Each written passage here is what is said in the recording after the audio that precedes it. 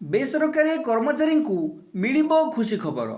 ଘରୋଇ କମ୍ପାନୀରେ ଚାକିରି କରୁଥିବା କୋଟି କୋଟି ଲୋକଙ୍କୁ ଫେବୃଆରୀ 1ରେ ମିଳିପାରେ ଖୁସି ଖବର।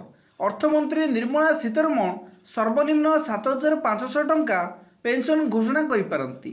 ଘରୋଇ କର୍ମଚାରୀମାନଙ୍କୁ କର୍ମଚାରୀ ପେନ୍ସନ୍ ଯୋଜନା ବା ଇପିଏଫ୍ ଅଧୀନରେ ଅବସର ପରେ ପେନ୍ସନ୍ ମିଳିଥାଏ।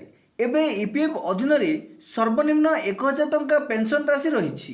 କର୍ମଚାରୀମାନେ ଦୀର୍ଘ ଦିନରୁ ଏହାକୁ ବୃଦ୍ଧି କରିବାକୁ ଦାବି କରି ଆସୁଛନ୍ତି।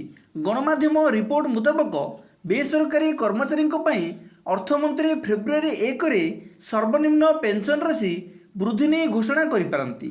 ଏହାଦ୍ୱାରା କୋଟି କୋଟି ଲୋକ ଉପକୃତ ହେବେ। କର୍ମଚାରୀମାନଙ୍କ କହିବା ହେଲା, ଦୀର୍ଘ ଦିନ ହେବ ସରକାର ଇପିଏଫ୍ ଅଧୀନରେ ସର୍ବନିମ୍ନ ପେନ୍ସନ୍ ରାଶିରେ କୌଣସି ପରିବର୍ତ୍ତନ କରିନାହାନ୍ତି। ଗତ କିଛି ବର୍ଷ ମଧ୍ୟରେ ମହଙ୍ଗା ବୃଦ୍ଧିକୁ ଦେଖି ଏହାକୁ ବଢ଼ାଇବାର ଆବଶ୍ୟକତା ରହିଛି। ପ୍ରତି ମାସରେ 1,000 ଟଙ୍କା ପେନ୍ସନ୍ ପର୍ଯ୍ୟାପ୍ତ ନୁହେଁ ବୋଲି ସେମାନେ ଦାବି କରିଛନ୍ତି।